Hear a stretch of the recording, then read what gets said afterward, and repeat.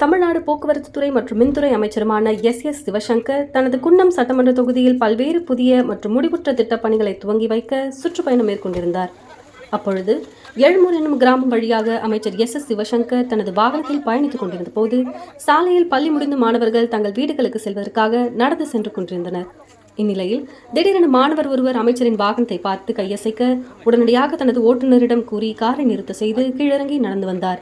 பின்னர் கையசைத்த மாணவனை அருகில் அழைத்து எதற்காக கையசைத்தாய் என்று அமைச்சர் கேட்டதும் தனது சொந்த ஊரான ஆய்க்குடிக்கு நேரடியாக செல்வதற்கு பேருந்து சேவை இல்லை, அதை ஏற்பாடு செய்து கொடுங்கள் என அந்த மாணவர் அமைச்சரிடம் கோரிக்கை விடுத்தார்.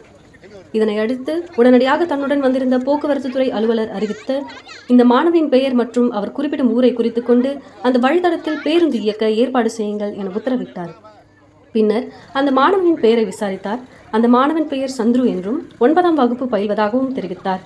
இதனை அடுத்து அருகில் இருந்த மற்ற மாணவர்களிடம் உங்கள் ஊருக்கு பேருந்து வசதி உள்ளதா என்று கேட்டறிந்து அனைவரையும் நன்றாக படிக்கும்படி கூறிய அவர் பின்னர் மாணவர்களுக்கு சல்யூட் அடித்து வழி அனுப்பி வைத்து அங்கிருந்து புறப்பட்டு சென்றார்.